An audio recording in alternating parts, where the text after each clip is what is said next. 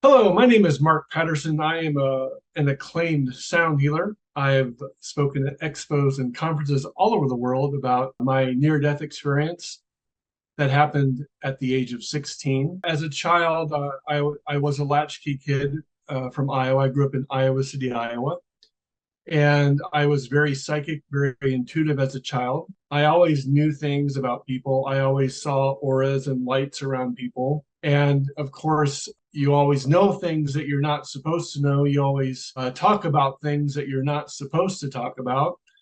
And unfortunately, I was often shunned or ridiculed. And so you learn, unfortunately, to not trust yourself. You learn to tune out your abilities. And you really, when you're a child, you really have no one to talk to about it, because when you do talk about it, everyone tells you to shut the hell up, or that you're crazy, or that it was just your imagination. My dad was a holy roller.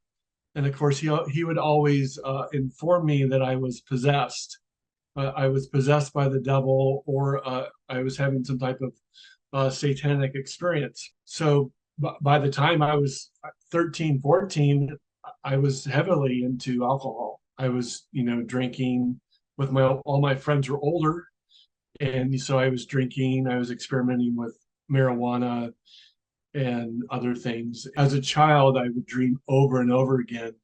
Anytime I didn't feel like I was wanted or good enough or worthy, I'd always find myself in my bedroom closet in my dream state. 40 years later, you finally realize that the metaphor of that dream about being inside the bedroom closet was that everything you want is inside with you. By the time I was 16 years old, I was at a high school party at the Canterbury Inn in Coralville, Iowa. I thought I was going to be really cool. I was going to impress my friends. So there were probably about 10 or 12 of them that got in a circle around me, and I began to chug down a fifth of vodka. And so they were going, go, go, go, chug, chug, chug, chug. So I literally chugged a fifth of vodka, drank four beers, two glasses of wine, and probably three or four wine coolers in about 90 minutes. My body went into cardiac arrest, and I collapsed on the bathroom floor. And all of a sudden, I found myself outside of my body, very frantic, very scared, going, what the hell is going on? As I left my body, my grandfather Russell, who passed away probably when I was about 2 or 3 years old. When I was growing up, he always called me Marcus Aurelius. So he said, Marcus Aurelius, you're going home. And I didn't know what that meant. I really didn't. Then there was a large light that opened up that they talk about. You hear like the celestial choir or the Bible. It's just hard to describe in words. Russell was with me, and he kind of guided me to this place. I was greeted by seven angels. They were female in appearance. They were about 14 feet tall, and there was like the hologram of my life. Anyone who's had a near death experience will tell you that it's not that you're judged, it's not that you're punished, but there is a life review, and there is a discussion of kind of where you got it right, kind of where you didn't get it so right, where you need to, what things you need to work on. And of course, when you're a teenager, all that you ever do is you're angry, you're resentful, you blame, especially, when you're a very intuitive child and the planet is really confusing, because no one understands you, no one gets you. And so, they address those feelings, they address that experience, but most importantly is that they ask you this one question. Anytime that you're angry, resentful, or blamed, or you blame other people, they ask, how does that relate to love? And everything in our life is about love, your ability to give your love away. So the word forgiving, for giving, you are for giving your love away no matter what happens to you. If you're always out for getting things, you're out getting things, you are for getting everything that you can, you are forgetting who you really are. As Russell was taking Mark, who was in my body from conception to 16, off into another dimensional reality, there is a 30-foot being introduced me to. And this being has tremendous love, just pure energy, pure light, pure love for me, for who I am, and all this is simultaneously going on all at once. And that's the truth about time. Past, present, and future are all going on now. So this large being was formed in icosahedron, which is a geometric pattern, almost like the shape of a basketball. And that being merged into my heart and brought me back to life. I mean, I was gone. I was completely dead, unconscious, whatever, comatose, whatever you say you want to call it. My skin was green, purple, and black. You come back to life, and that's a shock. And, in that exchange, there was a lot of information about sound, sacred geometry. I cannot even begin to tell you all the shapes, all the information that was given to me about sacred geometry, sound, frequencies, and tones, and things like that. And then they were very specific about the caste system, a priesthood called Melchizedek. And the Melchizedek priesthood, the caste system, is a hierarchy of individual beings that basically exist beyond time and space. And that 30-foot being came down and tells a story about coming down through the realities and what it had to take to come back to this third dimensional reality from a much higher state. And there was a lot of information about the Melchizedek priesthood. And in the Bible, it says that Jesus is like Melchizedek. So many people have asked me over the years, well, how did that whole thing transform you? How did it change you? Well, the first thing is that for about 3 or 4 days, the thing that I really didn't know who I was, where I was at. I kind of knew that was my mom. I kind of knew that, I was in Iowa, but everyone looked really, really small, probably for about 3 or 4 days. And then I want to say by the 5th, 6th day, somewhere around there, the identity of Mark, my mom, my family kind of merged. But it made me more sensitive. I mean, it made me more intuitive. It made me more open to things. Shortly after that experience, I was up in Door County, Sturgeon Bay, Wisconsin, which is a beautiful, beautiful heartland. And I was with my friend, Peter, and we were staying up there. And I don't know, one morning I just woke up and I went to Peter's mom and said, you really need to call your daughter and tell her not to come up. And, it's the same response, people think you're crazy. And I said, look, I don't think you understand. She just cannot be up here right now. They said, look, she's bringing her fiance. Well, we've been planning this for a while. We're really looking forward to this. I kind of mentioned it to Peter. I said, I just have a really bad feeling that she shouldn't be here.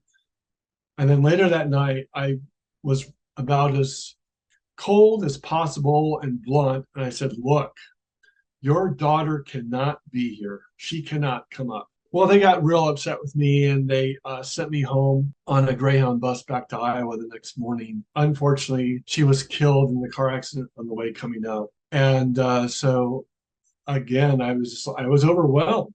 You gave me this message to give to them, and they didn't listen. I think from 16 to 19, I was doing something, usually marijuana, just to numb it out because I didn't want to hear the voices. I didn't want to see the lights. I didn't want to, try to help people because, it just seemed like it was pointless. They're not going to listen to me. So why bother trying anyway? I tried to save her life. It didn't work out, and I think for many years I carried a lot of guilt. I think I may have told 2 people about my near-death experience, about what happened, about me crossing over, having that experience. I told my best friend, Dean, who I just spoke with today, and the girl I was dating at the time, Kirsten. They were the only 2 that had known about it. Most people, including my classmates at the time, thought that I had just become unconscious, that I passed out from drinking too much. Just a high school party that happens all the time. Almost 10 years after crossing over, I got a phone call from a woman I never met, never spoke with before. How she got my number is kind of really vague. And she went into great detail describing events from my childhood that no one knew about. She talked about my bedroom closet and that it was a metaphor for everything that's inside of you already.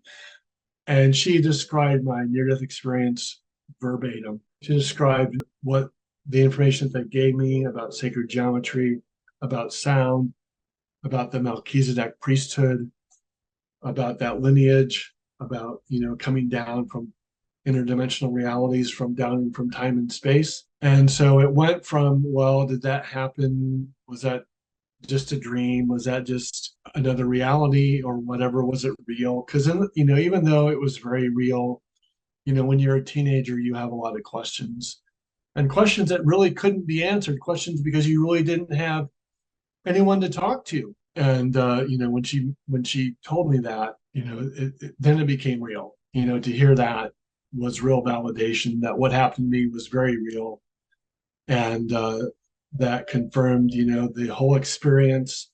And many people have asked me over the years, did I ever meet her in person? And yeah, we did. We met a few times, and then around 1999, 2000, I lost communication with her. I don't know what happened to her. I'm not going to go into her name.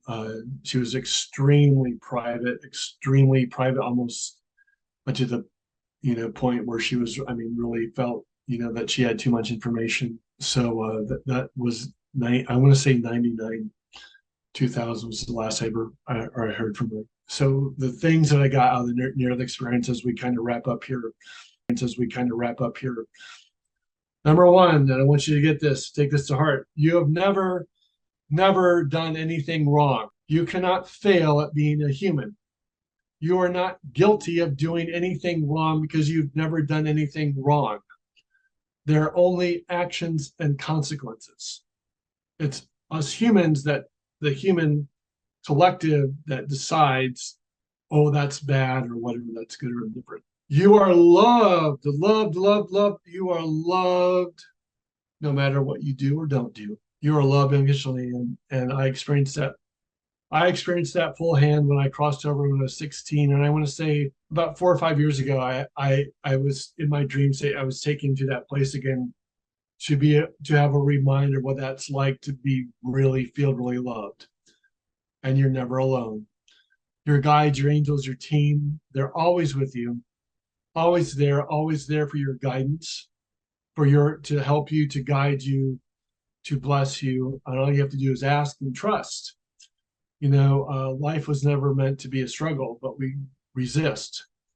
We resist who we really are, and that's all that it's about. It's about either allowing or resisting. And you're here to embrace your humanity. I cannot emphasize it enough. You're going to have that bottle of wine. You're going to do those one night stands. You're going to make mistakes. You're going to fall down. Love all of it.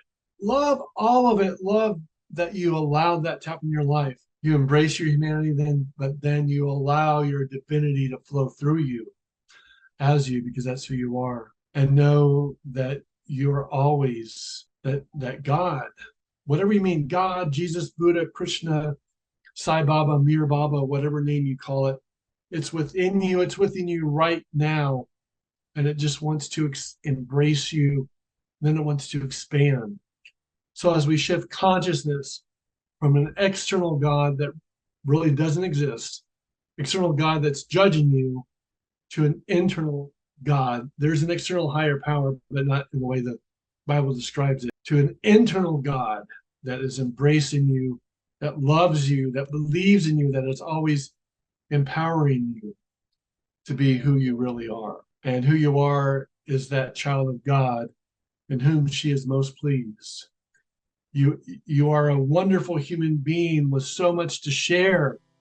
Just if you would just believe in your now, your voice would move mountains. Namaste, go at peace, and do your best. Hey fellow NDE fans, we have some exciting things coming up on the other side, but we could really use your help and support to keep going with this channel. Our outreach team works around the clock, making sure to bring you the best NDE stories that we can find. But now we're looking to expand into other countries to get near-death experiences from around the globe. However, we need your help and support to make this happen. This is why we're introducing our YouTube membership program. For less money than a cup of coffee, you can get access to exclusive ad-free episodes that haven't been on YouTube. Watch and participate in live Q&As with the guests. Engage directly with us and NDEers. Participate in giveaways and live events. And most importantly, you will ensure our channel's continuous efforts to seek out and uncover these important experiences worldwide.